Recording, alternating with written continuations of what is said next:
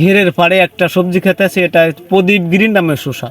তো আমরা দেখেন ছোট্ট একটা জায়গায় যদি আমরা ফল দেখাই 1 2 3 4 5 6 7 8 9 10 11 12 13 14 15 16 17 18 19 20 এইটুক জায়গায় 20, তার মানে এটা 3 কেজি।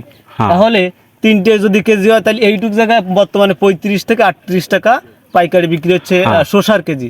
তো এবং এটা অল্প দিনের একটা লাভবান চাষ। তো আমরা বাড়তি আয় করব এই সবজি চাষ করে। দেখেন গিরে জালি এবং ভালো একটা জাত নির্বাচন করাই আমাদের জন্য বেশি দরকার। তো আসলে আমরা ভিডিও করি শুধু আপনাদেরকে দেখানোর জন্য না এবং ভিউর জন্য না, আপনারা একটা ভালো জাত নির্বাচন করে চাষাবাদ করবেন এবং এই গাছে সপ্তাহে সপ্তাহে কিছু কিছু সার দিবেন, তাহলে গাছে পর্যাপ্ত আকারে ফল আসবে।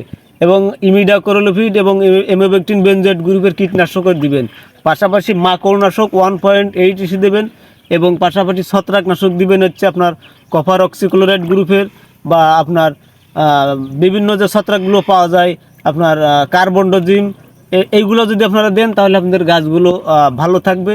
এবং পাশাপাশি প্রতি সপ্তাহে আপনারা ম্যানকোজেব এবং কার্বনডোজিম গ্রুপের ছত্রাকনাশক অবশ্যই দিবেন সপ্তাহে একবার।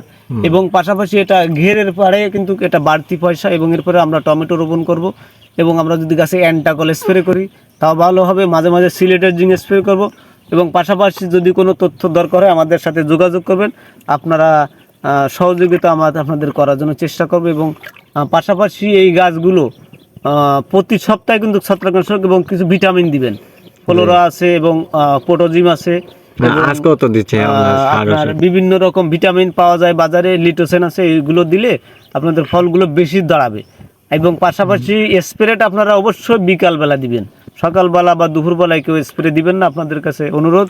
কারণ কি সকাল থেকে দুপুর পর্যন্ত গাছে পোকামাকড় কম থাকে বিকালবেলায়। তো আসলে আপনারা চেষ্টা করবেন যে বিকেলবেলা ওয়েদার যখন নর্মাল হবে তখন দেওয়ার জন্য। তো আমাদের ভিডিওটি ভালো লাগলে আর একজন চাষি ভাইদেরকে জানানোর জন্য চেষ্টা করবেন। ধন্যবাদ।